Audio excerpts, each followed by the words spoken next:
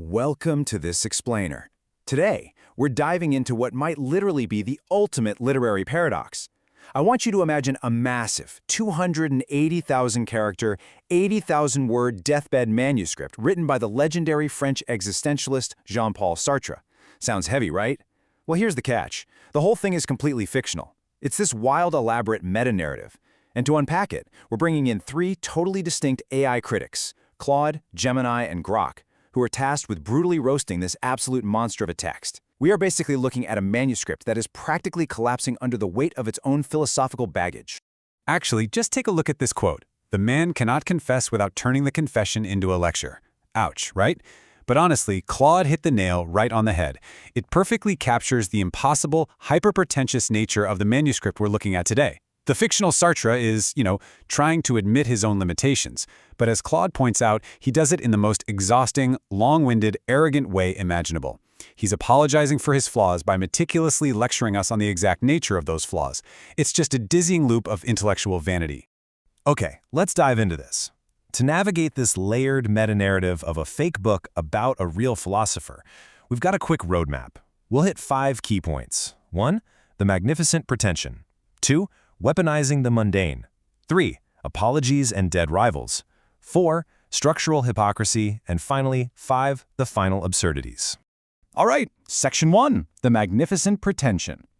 Our three AI critics have wildly different personalities. Gemini is super clinical, Claude is analytical but kind of awestruck, and Grok is just unhinged and hyperbolic. Yet despite all that, they all completely agree on one thing here. This text is an exhausting, magnificent masterpiece of pure self-importance. So what exactly is this bizarre source material? It's called the Aperture of Nothingness. Over 30 incredibly dense chapters, the dying philosopher tries to tackle the impossibility of self-reflection. He realizes that trying to examine your own consciousness is a trap because the very act of observing it changes it. But the supreme irony here? He uses a massive 80,000-word philosophical apparatus to prove that self-transparent reflection is a trap. I mean, think about that. He literally writes an entire book to prove that you cannot write this exact book. The contrast here is just staggering. On one hand, you have the manuscript's serious intent, a sober, 400-page confession of a dying genius admitting his limits. But then you have the AI's merciless reality checks. Gemini clinically dismantles the whole thing, pointing out that the author isn't really confessing at all. He's just building a monument to having better theories about the trap than anyone else. And Grok is way less polite, straight up dismissing the entire endeavor as philosophical autofallacio and an exhausting cycle of ontological edging. No way around it. They absolutely roasted him. Moving on to Section 2, Weaponizing the Mundane. So you might be wondering, how exactly does a dying philosopher fill 400 pages when his main thesis is that he shouldn't even be writing? Well, he does it by completely overanalyzing the most everyday mundane moments you can possibly imagine. And this brilliantly illustrates the sheer absurdity of the philosopher's gaze. As Gemini points out, a guy named Vincent ordering a simple café crème suddenly turns into a multi-page existential crisis. The fictional Sartre leverages a totally normal beverage choice into a complete ontology of choosing. Or take Marie laughing at a joke. Her laughter is immediately autopsied, transformed into an example of pre-reflective absorption that is quote-unquote murdered the second she realizes she's laughing. As Claude noted, hey, these people just wanted coffee, but the author turned their afternoon into a cosmic tragedy where consciousness murders the moment simply by witnessing it. Let's walk through this dizzying trap, because Gemini maps it out perfectly. It's an infinite regress. Step 1, the author writes. Step 2, he reflects on how well he's writing. Step 3, he catches himself reflecting. Step 4, he realizes he's performing the satisfaction of catching himself. It is literally a hall of mirrors, and in one of the most hilarious, out-of-place details of the entire manuscript, this towering French existentialist explicitly uses the English folk phrase, turtles all the way down, not once but twice, to describe this loop. It's a complete intellectual spin class, bolted firmly to the floor. Which brings us to Section 3, Apologies and Dead Rivals. Because, as it turns out, the manuscript doesn't just stalk strangers in cafes. The author actually uses his deathbed to try and settle old debts and intellectual scores, sometimes with people who literally never existed. Now, what's really interesting about this slide is the absolute delusion of this gesture. In his real-world 1943 book Being and Nothingness, Sartre famously used a cafe waiter as an example of bad faith. So in this fictional manuscript, the dying 73-year-old philosopher feels this immense guilt about it and issues a tender formal rehabilitation to the waiter. But guys, there was no waiter. The waiter was just a concept. He makes himself feel incredibly guilty about a philosophical concept and then apologizes to it across hundreds of pages. It is, as Claude puts it, genuinely moving but completely absurd. And then there's his treatment of his actual real-world rival, Maurice Merleau-Ponty. In the waking chapters of the manuscript, Sartre battles intensely with Maurice's ideas. But in chapter 18, Sartre falls asleep and dreams of a cafe where he allows his dead friend Maurice to finally win the argument. The dead rival gets a posthumous victory lap, but he never actually gets to say, "I told you so."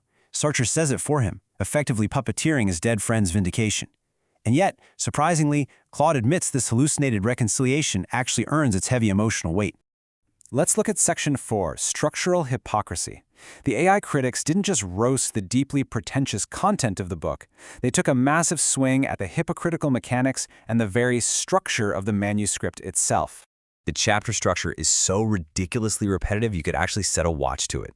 Seriously, he makes a bold assertion about consciousness, goes to a cafe for a personal anecdote, returns the assertion to complicate it, drops the phrase, and yet, and concludes nothing is resolved. That endless repetition of and yet, becomes this philosophical tick. It's basically the textual equivalent of Sartre lighting another cigarette, just an endless loop of performing his own incompleteness. 43. That is the number of unsent letters sitting in the fictional Sartre's desk. And get this, 27 of those are addressed to himself at various ages. The great philosopher of radical freedom is writing letters to his past self that he absolutely knows cannot be delivered.